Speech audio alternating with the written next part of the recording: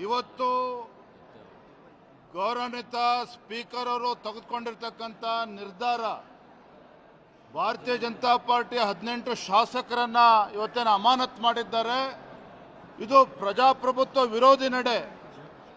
ಯಾಕೆ ಮಾತನ್ನು ಹೇಳ್ತಾ ಇದ್ದೇನೆ ಅಂತ ಹೇಳಿದ್ರೆ, ಇವತ್ತು ಆಡಳಿತ ಪಕ್ಷದ ಒಬ್ಬ ಹಿರಿಯ ಸಚಿವರು ಸಹಕಾರಿ ಸಚಿವರು ರಾಜಣ್ಣ ಅವರು ಸದನದ ಒಳಗಡೆ ಬಂದು ಇವತ್ತು ಅಂಗಲಾಚಿದ್ದಾರೆ. ಇವತ್ತು ಸಹಕಾರಿ ಸಚಿವರು ಏನು ಹೇಳಿದ್ರು, ಇವತ್ತು ಹನಿ ಟ್ರಾಪ್ಗೆ ಒಳಗಾಗಿದ್ದೇನೆ, 48ಕ್ಕೂ ಹೆಚ್ಚು ರಾಜಕಾರಣಿಗಳು, ರಾಷ್ಟ್ರ ಮಟ್ಟದ ಮತ್ತು ರಾಜ್ಯ ಮಟ್ಟದ ರಾಜಕಾರಣಿಗಳು ಹನಿ ಟ್ರಾಪ್ಗೆ ಒಳಗಾಗಿದ್ದಾರೆ ಅಂಥೇಳಿ ಬಹಿರಂಗವಾಗಿ ಸದನದಲ್ಲಿ ಇವತ್ತು ತಿಳಿಸಿದಂಥ ಸಂದರ್ಭದಲ್ಲಿ ಆ ಒಂದು ಸಚಿವರಿಗೆ ರಕ್ಷಣೆ ಕೊಡಬೇಕಾಗಿರ್ತಕ್ಕಂಥ ಕರ್ತವ್ಯ ಇವತ್ತು ಸಭಾನಾಯಕರಾಗಿರ್ತಕ್ಕಂಥ ಮುಖ್ಯಮಂತ್ರಿಗಳದ್ದು ಇತ್ತು, ಅದೇ ರೀತಿ ಮಾನ್ಯ ಸಭಾಧ್ಯಕ್ಷರಿಗೂ ಇತ್ತು. ಹಾಗಾಗಿ ಇವತ್ತು ಆರೋಪ ಬಂದಿರತಕ್ಕಂಥದ್ದು ಕೇವಲ ಇಬ್ಬರು ಸಚಿವರ ಮೇಲಲ್ಲ, ಸದನದ 224 ಶಾಸಕರ ಮೇಲೂ ಕೂಡ ಇವತ್ತು ಕಳಂಕ ಬಂದಿದೆ, ಆರೋಪ ಬಂದಿದೆ. ಹಾಗಾಗಿ ಈ 224 ಶಾಸಕರಿಗೆ ಇವತ್ತು ರಕ್ಷಣೆ ಕೊಡಬೇಕಾಗಿರ್ತಕ್ಕಂಥ ಸ್ಥಾನದಲ್ಲಿ ಇವತ್ತು ಸಭಾಧ್ಯಕ್ಷರು ಕೂತಿದ್ದಾರೆ. 224 ಶಾಸಕರ ಗೌರವಕ್ಕೆ ಧಕ್ಕೆ ಬಂದಾಗ ಅವರ ರಕ್ಷಣೆಗೆ ಬರಬೇಕಾಗಿರ್ತಕ್ಕಂಥ ಸಭಾನಾಯಕರು ಮುಖ್ಯಮಂತ್ರಿಗಳು ಕೂಡ ಇದ್ದಾಗ ಇವತ್ತು ನಮಗೆ ರಕ್ಷಣೆ ಕೊಡಬೇಕು, ಅವರ ಸಚಿವರ ರಕ್ಷಣೆ ಕೊಡಬೇಕು ಅಂತೇಳಿ ನಾವಿವತ್ತು ವಿರೋಧ ಪಕ್ಷದವರು ಸದನದಲ್ಲಿ ಹೋರಾಟ ಮಾಡಿದರೆ, ಆಡಳಿತ ಪಕ್ಷದ ಸಚಿವರ ಪರವಾಗಿ ಹೋರಾಟ ಮಾಡಿದರೆ ನಮ್ಮನ್ನು ಇವತ್ತು ಕತ್ತಿಡಿದು ಹೊರಗೆ ದಬ್ಬತಕ್ಕಂಥ ಕೆಲಸ ಮಾಡಿದ್ದಾರೆ.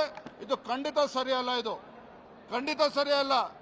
ಮಾನ್ಯ ಮುಖ್ಯಮಂತ್ರಿಗಳೇ ಇವತ್ತು ಈ ತಮ್ಮ ಮೂಲಕ ಹೇಳೋದಕ್ಕೆ ಇಚ್ಛಪಡ್ತೇನೆ, ಇವತ್ತು ನೀವತ್ತು ರಕ್ಷಣೆ ಹೊಣೆಗಾರಿಕೆಯನ್ನು ವಹಿಸಬೇಕಾಗಿತ್ತು, ನೀವು ಸಚಿವರ ರಕ್ಷಣೆಗೆ ಬರಬೇಕಾಗಿತ್ತು. ಮಾನ್ಯ ರಾಜ್ಯದ ಮುಖ್ಯಮಂತ್ರಿಗಳಾಗಿ ಈ ಶಾಸಕರ ಒಂದು ಗೌರವವನ್ನು ಹರಾಜಾಗ್ತಕ್ಕಂಥ ಕೆಲಸ ಮಾಡ್ತಾ ಇದ್ದಾರೆ. ಇವತ್ತು ಆಡಳಿತ ಪಕ್ಷದ ಸಚಿವರಿರ್ಬೋದು, ಶಾಸಕರಿರ್ಬೋದು, ದೇಶದ ಮುಂದೆ ರಾಜ್ಯದ ಒಂದು ಗೌರವವನ್ನು ಹರಾಜಾಕ ಕೊಟ್ಟಿಲ್ವಾಗಾದ್ರೆ ಯಾರು ರಕ್ಷಣೆ ಕೊಡಬೇಕಾಗಿರ್ತಕ್ಕಂಥದ್ದು? ರಕ್ಷಣೆಯ ವಿಚಾರ ಇತ್ತು ನಾವು ಹೊರ ಪ್ರತಿಭಟನೆ ಮಾಡಿದ್ರೆ ನಮ್ಮ ಶಾಸಕರನ್ನ ಹೊರ ಎತ್ತಾಕುವಂಥ ಕೆಲಸ ಮಾಡಿದ್ದಾರೆ. ಇದು ಖಂಡಿತ ಸರಿಯಲ್ಲ. ಅಧಿಕಾರದ ಮದ ಏರಿದೆ ಇವತ್ತು ಆಡಳಿತ ಪಕ್ಷದವರಿಗೆ. ನಾನು ಹೇಳ್ತೇನೆ, ಇವತ್ತು ಎಲ್ಲಿಗೆ ಬಂದಿದೆ ಅಂತ ಹೇಳಿದ್ರೆ, ಕಾಂಗ್ರೆಸ್ ಪಕ್ಷದ ಪಾಪದ ಇವತ್ತು ಕೊಡ ಇವತ್ತು ತುಂಬಿದೆ. ಮುಖ್ಯಮಂತ್ರಿ ಸ್ಥಾನಕ್ಕೆ ಇವತ್ತೇನು ಅವರ ಸಚಿವರಲ್ಲಿ, ಹಿರಿಯ ಸಚಿವರಲ್ಲಿ ಇವತ್ತು ಪೈಪೋಟಿ ನಡೀತಾ ಇದೆ. ಇದರ ಪರಿಣಾಮ ಎಲ್ಲಿಗೆ ಬಂದು ನಿಂತಿದೆ ಅಂತ ಹೇಳಿದ್ರೆ, ಸಚಿವರು ಶಾಸಕರನ್ನ ಬೀದಿಗೆ ತರ್ತಕ್ಕಂಥ ಕೆಲಸ ಇವತ್ತು ಆಡಳಿತ ಪಕ್ಷದವ್ರು ಮಾಡ್ತಾ ಇದ್ದಾರೆ ಅಂತ ಹೇಳಿದ್ರೆ, ಇವತ್ತು ಮುಖ್ಯಮಂತ್ರಿಗಳು ನಮ್ಮ ರಕ್ಷಣೆಗೆ ಬರೋದು ಬಿಟ್ಟು, ನಿಮ್ಮ ಸಚಿವರ ರಕ್ಷಣೆ ಬರೋದು ಬಿಟ್ಟು, ಇವತ್ತೊಬ್ಬ ದಲಿತ ಪರಿಶಿಷ್ಟ ಪಂಗಡಕ್ಕೆ ಸೇರಿರ್ತಕ್ಕಂಥ ಒಬ್ಬ ಮಂತ್ರಿಯ ಮಾನ ಹರಾಜಾಗ್ತಕ್ಕಂಥ ಕೆಲಸ ಇವತ್ತು ಮಾಡ್ತಾ ಇದ್ದಾರೆ ಅಂತ ಹೇಳಿದ್ರೆ, ಅವರ ರಕ್ಷಣೆಗೆ ಬರೋದಕ್ಕೆ ಇವತ್ತು ತಾಕತ್ತಿಲ್ಲ ಮುಖ್ಯಮಂತ್ರಿಗಳಿಗೆ. ಮಾನ್ಯ ಮುಖ್ಯಮಂತ್ರಿ ನೆನಪು ಮಾಡಿಕೊಳ್ಳೋದಕ್ಕೆ ಇಚ್ಛಪಡ್ತೇನೆ, ಹಿಂದೆ ಅವರು ಮುಖ್ಯಮಂತ್ರಿಗಳು ಇದ್ದಾಗ ಅವರ ಹಿಂದಿನ ಅವಧಿಯಲ್ಲಿ ಅಖಂಡ ಶ್ರೀನಿವಾಸ ಮೂರ್ತಿ ಒಬ್ಬ ದಲಿತ ಶಾಸಕ, ಅವ್ರ ಮನೆಗೆ ಕೆಲವು ಮುಸ್ಲಿಂ ಪುಡಾರಿಗಳು ನುಗ್ಗಿ ಬೆಂಕಿ ಹಚ್ಚಿದ್ರು. ಆದರೆ ಅಖಂಡ ಶ್ರೀನಿವಾಸ ಒಬ್ಬ ದಲಿತ ಶಾಸಕನ ರಕ್ಷಣೆಗೆ ಸರ್ಕಾರ ಬರಲಿಲ್ಲ, ಅಂದಿನ ಮುಖ್ಯಮಂತ್ರಿಗಳು ಬರಲಿಲ್ಲ. ಇವತ್ತು ಮತ್ತೊಮ್ಮೆ ಇವತ್ತು ಪುನರಾವರ್ತನೆ ಆಗಿದೆ. ಪರಿಶಿಷ್ಟ ಪಂಗಡಕ್ಕೆ ಸೇರಿರ್ತಕ್ಕಂಥ ಒಬ್ಬ ಹಿರಿಯ ಸಚಿವರ ರಕ್ಷಣೆಗೆ ಇವತ್ತು ಆಡಳಿತ ಪಕ್ಷ ಬರ್ತಾ ಇಲ್ಲ ಅಂತ ಹೇಳಿದ್ರೆ ಇದನ್ನೇನು ತೋರಿಸ್ತದೆ? ಹೇಳೋದಕ್ಕೆ ಅವರು ಬಾಯಿ ಮಾತಲ್ಲೇ ಅಹಿಂದ ಅಷ್ಟೇ. ದಲಿತರ ಬಗ್ಗೆನೂ ಕೂಡ ಕಾಳಜಿ ಇಲ್ಲ, ಪರಿಶಿಷ್ಟ ಪಂಗಡದವ್ರ ಬಗ್ಗೆನೂ ಕಾಳಜಿ ಇಲ್ಲ.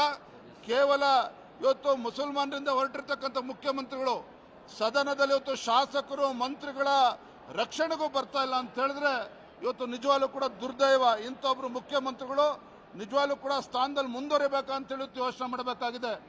ನೆನ್ನೆ ದಿನ ಇವತ್ತು ಸದನದಲ್ಲಿ ನಡೀತಾ ಇರ್ತಕ್ಕಂಥ ಸಂದರ್ಭದಲ್ಲಿ ಇವತ್ತು ಯಾರು ಚೀಟಿ ಕೊಟ್ಟರು ಏನು ಎಲ್ಲವೂ ಕೂಡ ತನಿಖೆ ಮಾಡಲಿ. ಒಟ್ಟಾರೆಯಾಗಿ ಭಾರತೀಯ ಜನತಾ ಪಾರ್ಟಿ ಮತ್ತು JDS ಪಕ್ಷ ಈ ರೀತಿ ಪ್ರಜಾಪ್ರಭುತ್ವ ವಿರೋಧಿ ನಡೆ ಏನಿದೆ ಇವತ್ತು ನಾವು ಇದನ್ನು ಖಂಡಿಸ್ತೇವೆ. ಇವತ್ತು ನಾವು ರಾಜ್ಯಪಾಲರನ್ನು ಕೂಡ ಭೇಟಿ ಮಾಡ್ತೇವೆ. ಇವತ್ತು ಮುಂದಿನ ದಿನಗಳಲ್ಲಿ ಈ ಒಂದು ಪ್ರಜಾಪ್ರಭುತ್ವ ವಿರೋಧಿ ನಡೆ ಇರ್ಬೋದು, ಮತ್ತು ರಾಜ್ಯ ಸರ್ಕಾರದ ಮುಸಲ್ಮಾನರ ಒಂದು ಓಲೈಕೆ ರಾಜಕಾರಣ ನೀತಿ ಏನಿದೆ, ಇದೆಲ್ಲ ಒಂದು ಕಡೆ ನಾವು ಇತಿಶ್ರೀ ಹಾಡಲೇಬೇಕಾಗಿದೆ. ಎಲ್ಲ ವಿಚಾರವನ್ನು ಇಟ್ಕೊಂಡು ರಾಜ್ಯದ ಜನರ ಮುಂದೆ ಹೋಗ್ತೇವೆ. ಈ ಸರ್ಕಾರದ ಮಾನವನ್ನ ಹರಾಜಾಗ್ತಕ್ಕಂಥ ಕೆಲಸ ನಾವು ಮಾಡ್ತೇವೆ. ಇವತ್ತು ಗೌರವಾನ್ವಿತ ಸ್ಪೀಕರ್ ಅವರು ತೆಗೆದುಕೊಂಡಿರ್ತಕ್ಕಂಥ ನಿರ್ಧಾರ ಭಾರತೀಯ ಜನತಾ ಪಾರ್ಟಿ 18 ಶಾಸಕರನ್ನ ಇವತ್ತೇನು ಅಮಾನತು ಮಾಡಿದ್ದಾರೆ. ಇದು ಪ್ರಜಾಪ್ರಭುತ್ವ ವಿರೋಧಿ ನಡೆ. ಯಾಕೆ ಮಾತನ್ನು ಹೇಳ್ತಾ ಇದ್ದೇನೆ ಅಂತ ಹೇಳಿದ್ರೆ, ಇವತ್ತು ಆಡಳಿತ ಪಕ್ಷದ ಒಬ್ಬ ಹಿರಿಯ ಸಚಿವರು ಸಹಕಾರಿ ಸಚಿವರು ರಾಜಣ್ಣ ಅವರು ಸದನದ ಒಳಗಡೆ ಬಂದು ಇವತ್ತು ಅಂಗಲಾಚಿದ್ದಾರೆ.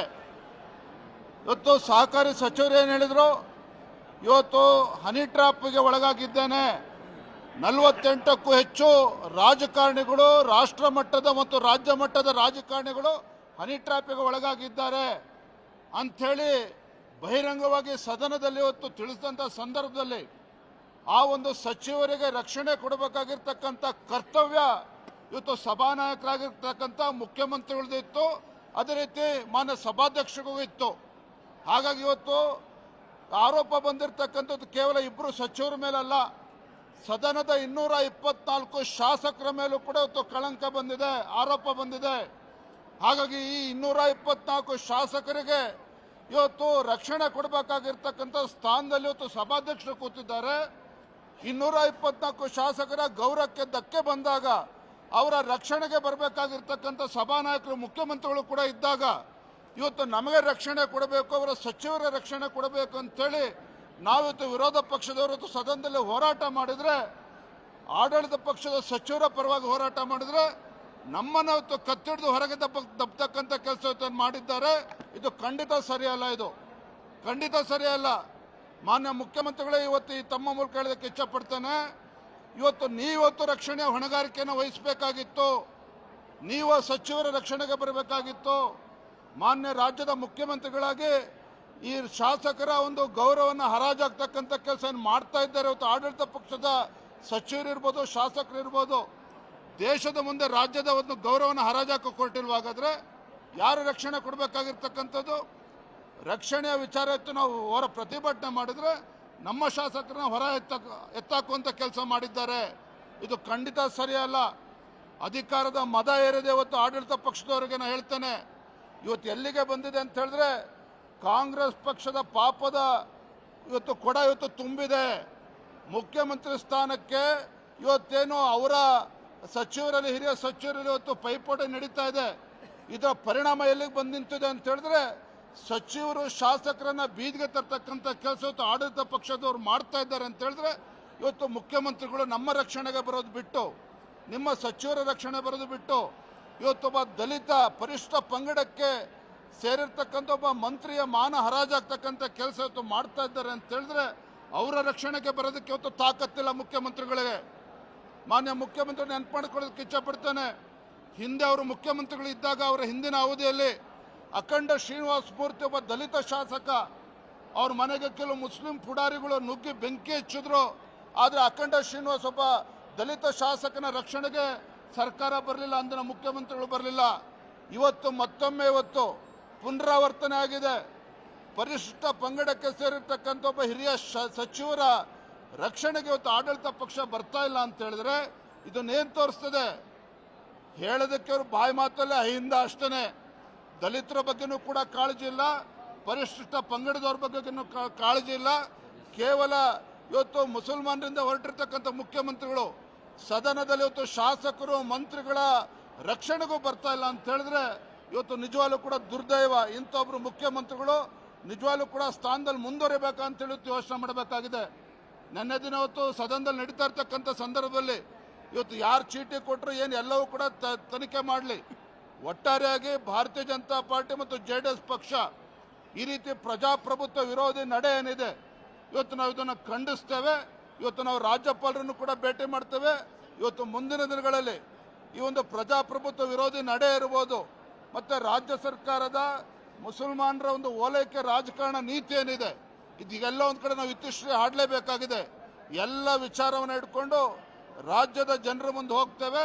ಈ ಸರ್ಕಾರದ ಮಾನವನ್ನ ಹರಾಜಾಗ್ತಕ್ಕಂಥ ಕೆಲಸ ನಾವು ಮಾಡ್ತೇವೆ.